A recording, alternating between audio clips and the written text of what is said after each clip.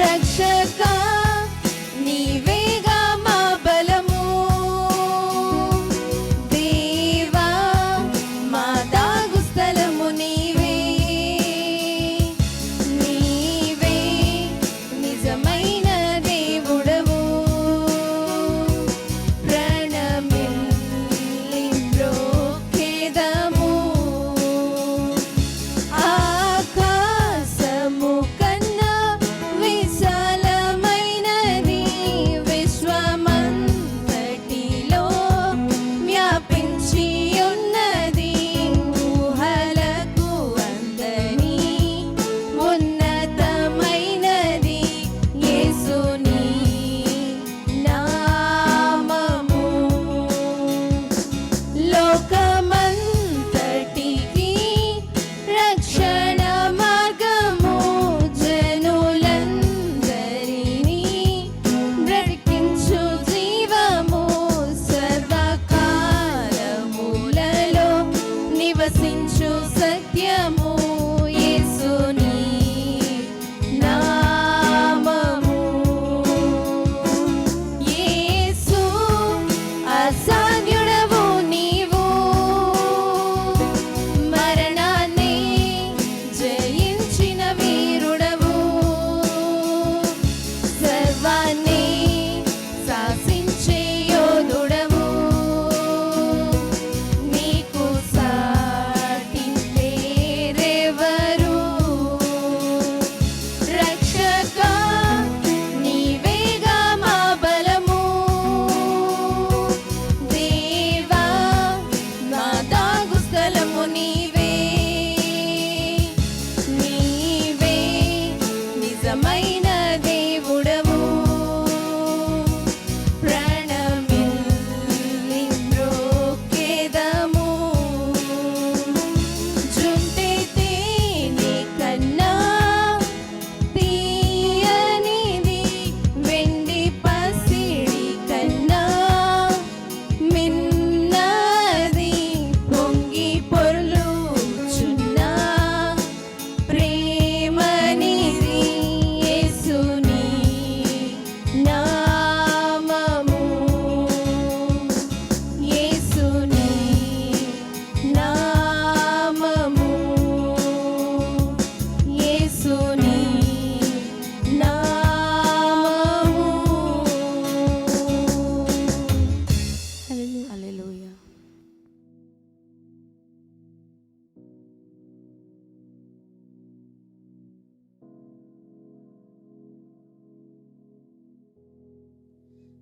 దేవునికి స్తోత్రం కలుగును గాక.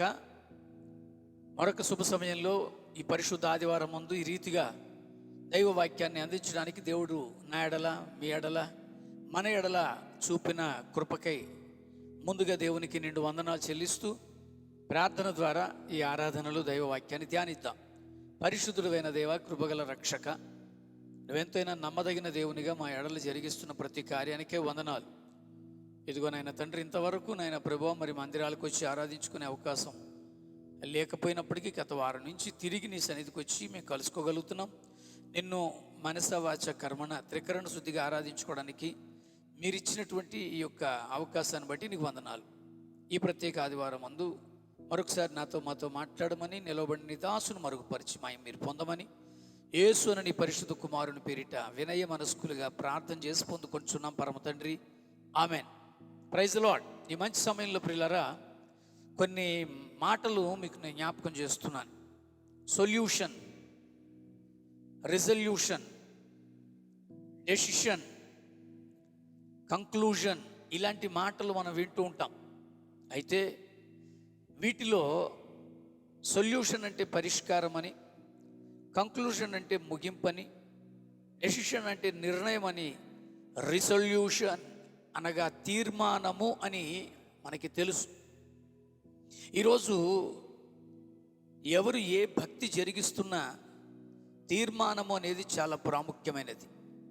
ముఖ్యముగా ఈ యొక్క క్రైస్తవ భక్తి జీవితంలో ఎవరైతే యేసుక్రీస్తు వారిని సొంత రక్షకునిగా అంగీకరించి ఆయన మార్గాన్ని అనుసరిస్తూ పరభాగ్యం చేరడానికి తమ బ్రతుకులను క్రీస్తు వారి చేతులలో అప్పగించి పరిశుద్ధ బాప్తిజములు పొంది నూతన సృష్టిగా మార్చబడ్డారో వారు ఖచ్చితంగా తీసుకునేటువంటి తీర్మానమే వారికి ఆశీర్వాదకరంగా మారుతుంది.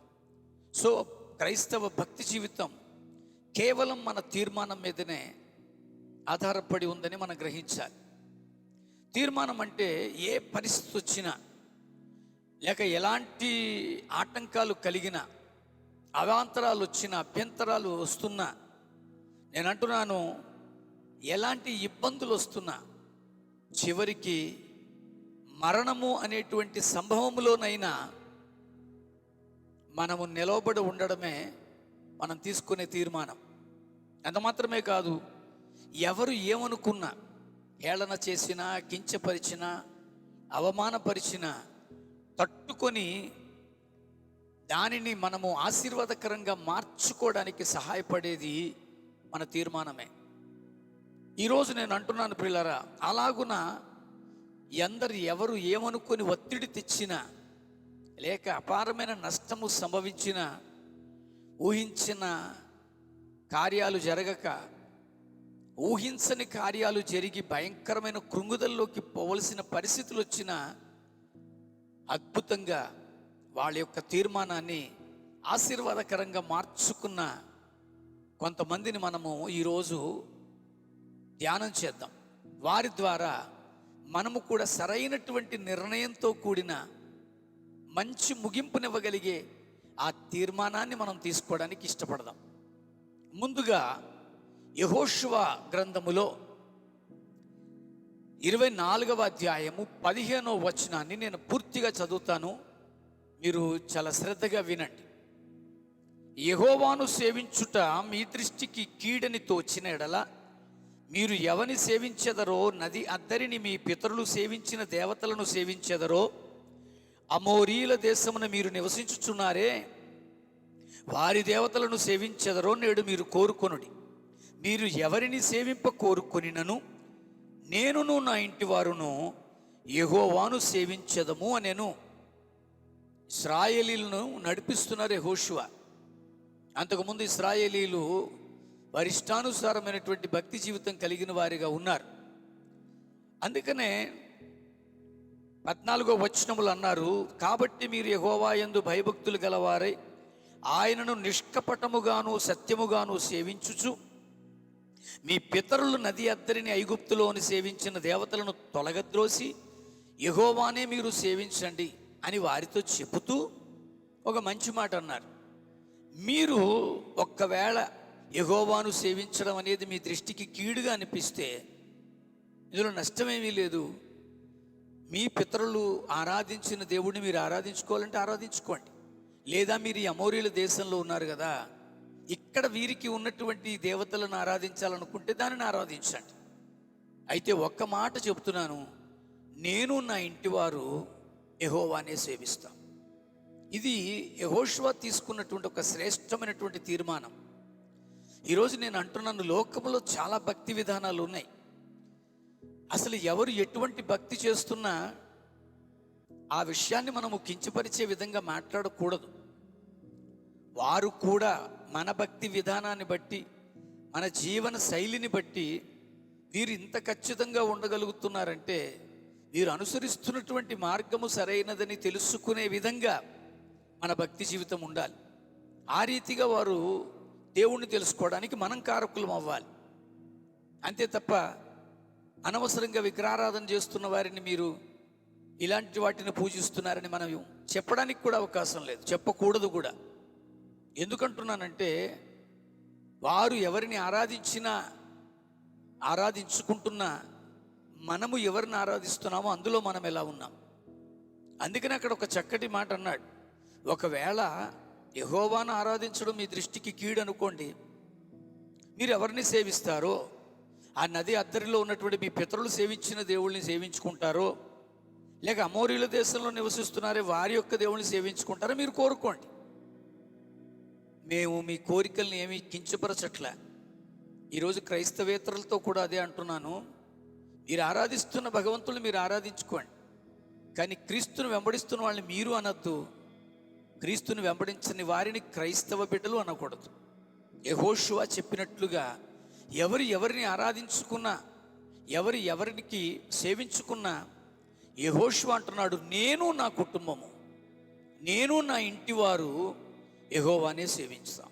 ఇది యెహోషువ తీసుకున్న తీర్మానం. ఈ తీర్మానంలో అవాంతరాలు వస్తాయి, అభ్యంతరాలు వస్తాయి. మీరు ఆరాధిస్తున్న దేవుణ్ణి ఎరగని వాళ్ళు దానిని కించపరిచే విధంగా మాట్లాడతారు, లేక మీకు ఏవేవో సలహాలు చెప్తారు, ఆలోచనలు చెప్తారు, మిమ్మల్ని కొంచెం డీవియేట్ చేయడానికి ఏవేవో అనొచ్చు. కానీ మీ తీర్మానం యొక్క తీవ్రత అది మీకు ఆశీర్వాదకరంగా మారుతుందా? నేను అంటున్నాను ప్రియులారా, ఈ రోజుకి నా గురించి మీ అందరికీ తెలుసు. నేను ఒక అన్య కుటుంబం నుంచి వచ్చాను, మంచి భక్తిగల కుటుంబం నుంచి వచ్చాను. ఈ రోజుకి నా 2 అన్నయ్యలు, నా తమ్ముడు, నా అక్క కుటుంబం, వీరెవ్వరూ కూడా ఇంకా ప్రభువుని తెలుసుకోలే.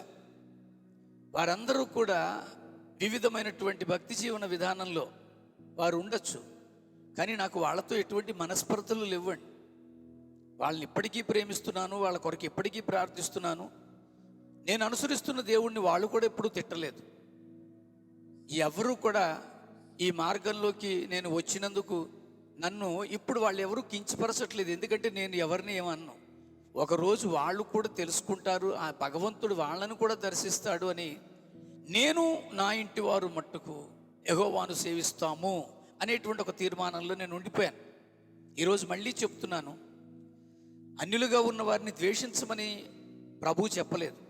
అన్యులుగా ఉన్న వారికి యేసుక్రీస్తు తెలియనంత మాత్రాన వారు ద్రోహులు కాదు, దుష్టులు కాదు. మనము చేసే ప్రార్థన, మనము చేసే విజ్ఞాపన, మనపూర్వకంగా మనం చేసే నీతిమంతుని ప్రార్థన ఆలకించి వారిని కూడా భగవంతుడు రక్షించుకోవడానికి ఆయన సమర్థుడు. కనుక let us not criticise the who are worshipping any other god, but we can say only one thing, నేను నా ఇంటి వారు యెహోవాని ఆరాధిస్తాం. ఈరోజు మనం అలాంటి ఒక తీవ్రమైన తీర్మానంలోకి వస్తే, యెహోషువ తీసుకున్న ఈ తీర్మానం వలన అప్పుడు ఉన్న ఇశ్రాయేలీలందరూ కూడా వారు ఒకటే నిర్ణయానికి వచ్చారు. వారు ఏమన్నారో తెలుసా అండి? ఆ నిర్ణయం ఎంత ఖచ్చితంగా చెప్తున్నారంటే, అందుకు జనులు మన దేవుడైన యెహోవానే సేవించెదము, ఆయన మాటయే విందుమని యెహోషువతో చెప్పిరి. ఈరోజు యెహోషువ తీసుకున్న తీర్మానము తన ఇంటి వారికే కాదు, అనేక మందికి అది ఆశీర్వాదకరంగా మార్చబడింది. ఈరోజు ప్రియమైన క్రీస్తుని నమ్ముకున్నటువంటి బిడ్డలారా, మీరు ప్రభువులోకి వచ్చి మీరు తీసుకునే తీర్మానం మీ ఇంటి వారికే కాదు, మీ రక్త సంబంధికులకు, మీ బంధువులకు, మీ చుట్టుపక్కల వారికి, ప్రభువుని ఎరగనటువంటి అనేక జనాంగానికి ఆశీర్వాదకరంగా మారుతుంది. అందుకనే మీరు తీసుకునే ఆ తీర్మానపు తీవ్రత అది ఆశీర్వాదాన్ని తెచ్చిపెడుతుందని గమనించండి. రెండవదిగా, రూతు గ్రంథములో 1వ అధ్యాయంలో 16వ వచనాన్ని నేను చదువుతున్నాను.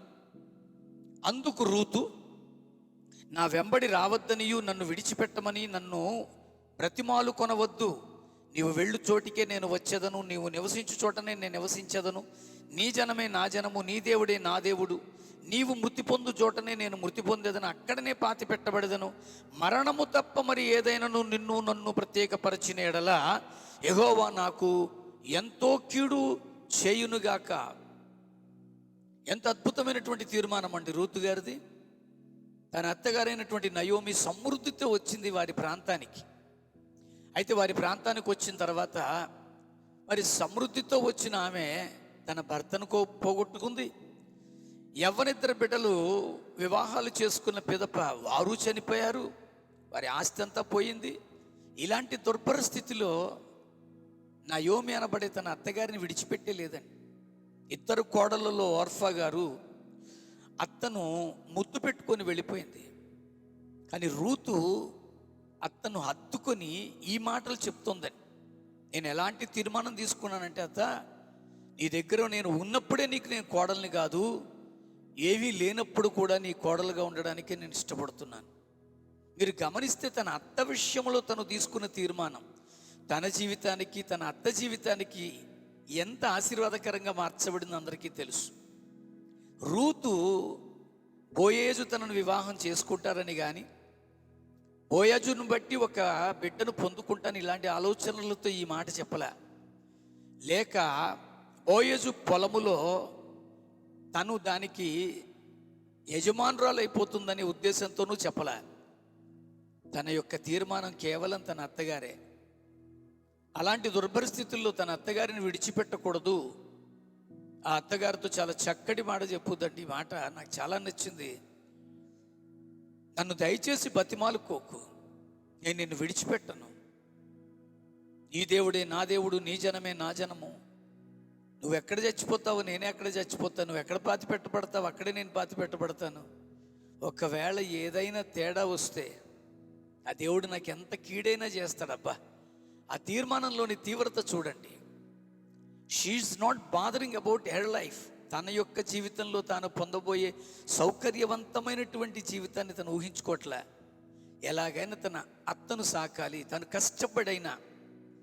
అందుకని 4 గింజల కొరకు ఏరుకోవడానికి కూడా వెళ్ళిందండి ఆవిడ.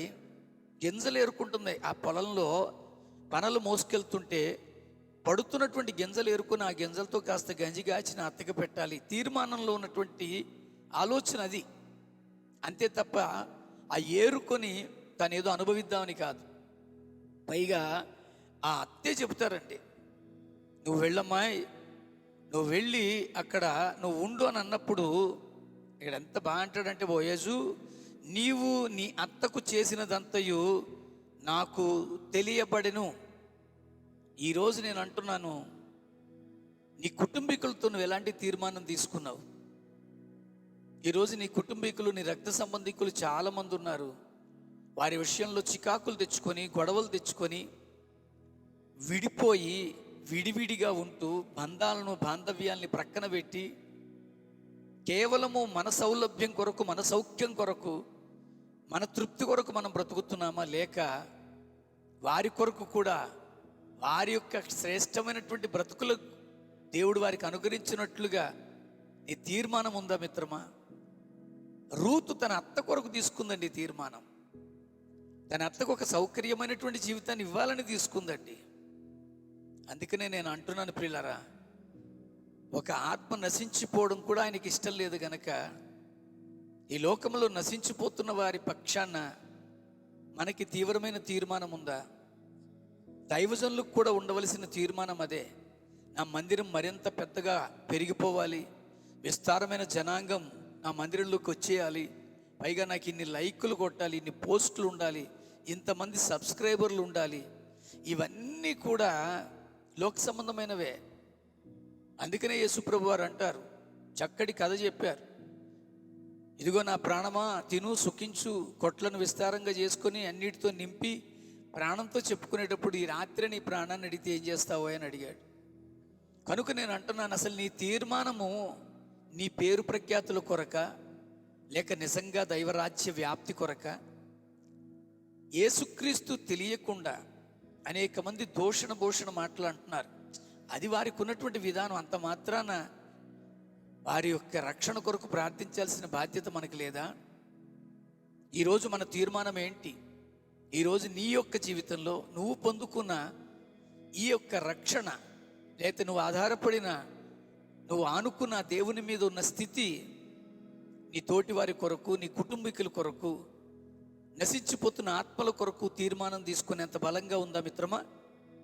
ఈ రూతు తీసుకున్నటువంటి తీర్మానం, తన అత్తతో తాను చేసుకున్నటువంటి తీర్మానం, నేను అంటున్నాను, హత్తుకొని ఖచ్చితంగా చెప్పిన ఈ తీర్మానం గొప్ప ఆశీర్వాదాన్ని తీసుకురాగలిగింది. ఎంత ఆశీర్వాదం అంటే, మత్తయి సువార్త 1వ అధ్యాయంలో 5వ వచనంలో, నయస్సోను సల్మానును కనెను, సల్మాను రాహాబునందు బోయేజును కనెను, బోయేజు రూతునందు ఓబేదను కనెను. ఇలాగున ఆమె తీసుకున్న తీర్మానం యేసుక్రీస్తు యొక్క వంశావళిలోనే ఆమె కుటుంబం పేరు చేర్చబడినట్లుగా దానిని గొప్ప ఆశీర్వాదకరంగా మార్చుకుంది. ఈరోజు మనం తీసుకునే తీర్మానం క్రీస్తు రాజ్య వ్యాప్తిలో మన కుటుంబ పేర్లు ఉంటాయా? ఈరోజు మన కుటుంబ పేర్లు మనం ఎక్కడ ఉండాలనుకుంటామంటే, మా మందిరం కడుతున్నాము, మా మందిరంలో మీరు సహాయం చేయండి, ఒక రాయి మీద మీ పేరు, మీ కుటుంబం పేరు పెడతామంటే వేల కొలది రూపాయలు ఇస్తాం.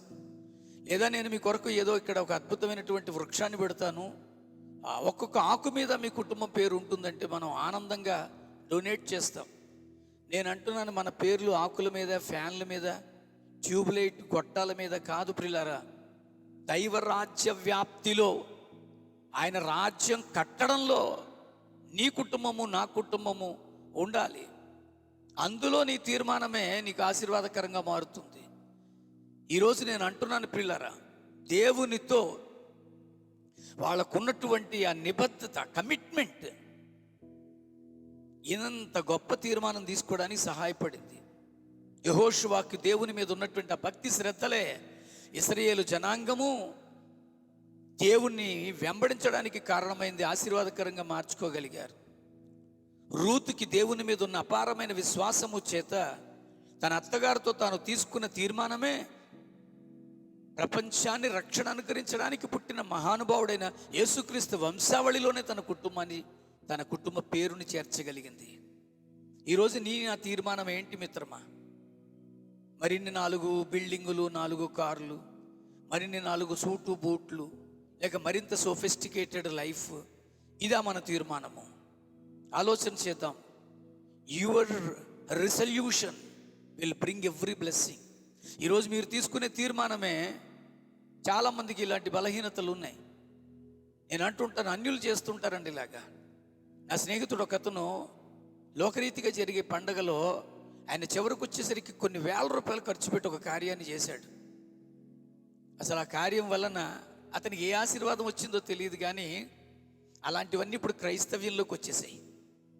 నా పేరు అందరికంటే టాప్లో ఉండాలి, నేను ఇచ్చే డొనేషన్ అందరికీ తెలియాలి, నేను ఇచ్చేటువంటి యొక్క support everyone must notice. No please. నీ తీర్మానము దైవ రాజ్య వ్యాప్తి కొరకు, లోకరక్షకుడైన క్రీస్తుని లోకానికి కనబరచడం కొరకు, ఆ క్రీస్తు వంశావళిలో రూతు చేరినట్టుగా క్రీస్తు రాజ్య వ్యాప్తిలో మన నామాలు, మన పేర్లు, మన కుటుంబ పేర్లు ఉంటున్నాయా? అలాగున మన తీర్మానం మనకు ఆశీర్వాదకరంగా ఉండాలి. మూడవదిగా అంటున్నాను, దానియేలు గ్రంథము 3వ అధ్యాయం 16వ వచనం నుంచి 18వ వచనం వరకు మనం చూస్తే, షద్రకు, మేషకు, అబేద్నెగోయ అనేటువంటి వీళ్ళు తీసుకున్నటువంటి తీర్మానం, వాస్తవంగా వాళ్ళ పేర్లు అవి కావండి.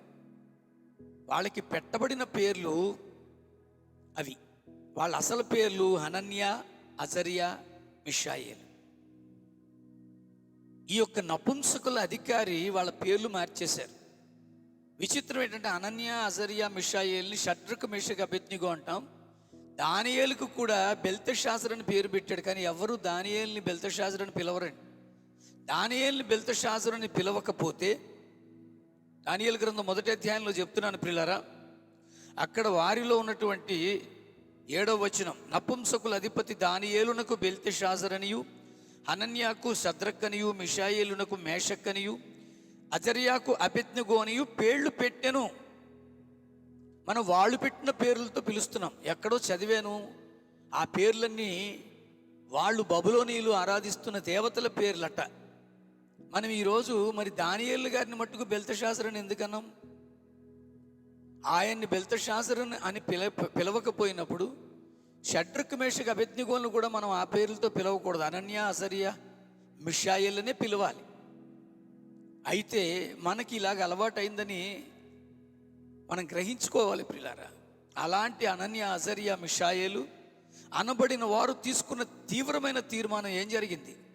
3వ అధ్యాయం 16వ వచనం చదువుతున్నాను. షద్రకు, మేషకును, అబేద్నెగోయను రాజుతో ఇలాగ చెప్పిరి, నెబుకద్నెజర్, ఇందును గూర్చి నీకు ప్రత్యుత్తరం ఇయ్యవలన చింత మాకు లేదు. మేము సేవించుచున్న దేవుడు మండుచున్న వేడిమి గల ఈ అగ్నిగుండములో నుండి మమ్మను తప్పించి రక్షించుటకు సమర్థుడు, మరియు నీ వశమున పడకుండా ఆయన మమ్మను రక్షించును. ఒక్కవేళ ఆయన రక్షింపకపోయినను, రాజా, నీ దేవతలను మేము పూజింపమనియు నీవు నిలవబెట్టించిన బంగారు ప్రతిమకు నమస్కరింపమనియు తెలుసుకొనుము. ఇది వాళ్ళ యొక్క తీవ్రత, ఇది వాళ్ళ యొక్క తీర్మానంలోని పట్టు. ఈరోజు నేను అంటున్నాను, నెబుకద్నెజర్ నిలవబెట్టిన ప్రతిమకు సింపుల్గా నమస్కరిస్తే పని అయిపోద్దండి. వాళ్ళు చేయలేదు, వాళ్ళు నిలబడ్డారండి. దానియేలును గురించి మనం చాలా మాటలు నేర్చుకుంటాం, దానియేలుని చాలా ఎక్కువగా బోధనలో ఉపయోగిస్తాం. షడ్రక మేషక అబేద్నెగోలు అద్భుతంగా దేవుని కొరకు నిలవబడ్డారండి. వాళ్ళు చేసినటువంటి ఆ పని వల్ల ఏం జరిగిందో తెలుసా ప్రియులారా? వారు అంటున్నటువంటి మాట, there is no need to give you reply, we are no way bothering about you. నీ గురించి మాకు అసలు చింతే లేదయ్యా. నెబుకద్నెజరుకి మామూలుగా కాదండి, అత్యాగ్రహం వచ్చేసింది అతనికి. అగ్నిగుండంలో తోసేమన్నాడు. వాళ్ళు ఎంత ధైర్యంగా అంటారంటే, నువ్వు అగ్నిగుండంలో మమ్మల్ని ఒకవేళ తోసేసినా మా దేవుడు మమ్మల్ని రక్షిస్తాడు, ఒకవేళ రక్షింపకపోయినా మాకు నష్టం లేదు, మాకు నష్టం లేదు. అదండి ఈరోజు నేను అంటున్నాను, అన్యులు చేయమన్నట్టుగా చేయడానికి మనము రక్షింపబడిన వారం మేము చేయమండి. I'm sorry, I'm not interested, నేను చేయను. ఇలా చెప్పగలిగేంత భయంకర తీర్మానం మనకుందా?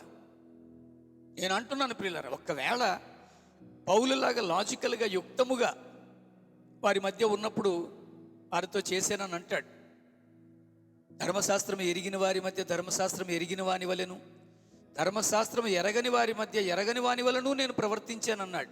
అది ఏ రీతిగానైనా కొందరిని ప్రభు యొక్క యేసు మార్గంలోని తీసుకురావడానికి ప్రయత్నం అన్నాడు. అలాంటి విషయాల్లో మనం ఒప్పుకోవచ్చు. కానీ ఈ రోజుకి చాలామంది, ఇంకా చాలామంది, నాకు తెలిసి 15 సంవత్సరాలు క్రితమే బాప్తిసం పొందిన వాళ్ళు అంటున్నారు, ఇంట్లో ఎవరికో బాగోలేదని ఎందుకైనా మంచిదో కోడిగుడ్డు తీసేసి వేసేస్తే సరిపోలే. ప్రభువులో ఉన్నటువంటి నీవు ఎలా ఈ మాట చెప్పగలవు? కారణం ఒకటే, నీ తీవ్రమైన తీర్మానము నీకు ఆశీర్వాదకరంగా లేదు. ఎందుకంటే నీ తీర్మానంలో తీవ్రత లేదు, పట్టు లేదు. ఊరికనే లోకరీతిగా అందరి సమక్షంలో నేను యేసు ప్రభువుని నమ్ముకున్నాను, బాప్తిజం పొందుకున్నాను, గుడికి వెళుతున్నాను అనే తప్ప ఏదండి? ప్రతి బోధకి తలలు ఊపేసే నీ భక్తి అంటావా మిత్రమా? అందుకనే నేను అంటున్నాను, వీళ్ళు ఎంత ఖచ్చితంగా ఉన్నారంటే, we don't want to do, మేము చెయ్యం. ఎంత సీరియస్గా చెప్పారంటే, ఆ చెప్పిన విధానం, చేసినటువంటి కార్యం ఏంటో తెలుసా?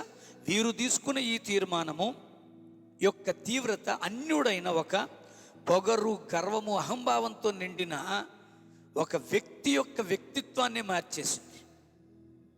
అతడు దేవుని వైపు తిరగడానికి ఈ ముగ్గురు తీసుకున్న తీర్మానమే పనికొచ్చింది. అందుకనే అదే 3వ అధ్యాయంలో 28వ వచనంలో ఈ రాజైన నెబుకద్నెజరు ఆవేశానికి గురైనటువంటి, అత్యాగ్రహానికి గురైనటువంటి ఇతడు, అగ్నిగుండంలో తోసేమని చెప్పిన ఇతడు ఏ మాటలు అంటున్నాడో చూడండి. నెబుకద్నెజరు అంటున్నాడు, షడ్రకు మేషకు అబేద్నెగో అని వీరు దేవుడు పూజార్హుడు. ఈరోజు నువ్వు తీసుకునే తీవ్రమైన తీర్మానం, లేక తీర్మానంలోని తీవ్రత అన్యులు సైతము ప్రభు వైపు ఆకర్షించబడేటట్టుగా చేయగలుగుతుందా? అక్కడ ఇంకేమంటాడో తెలుసా? ఆయన తన దూతనంపి తనను ఆశ్రయించిన దాసులను రక్షించెను.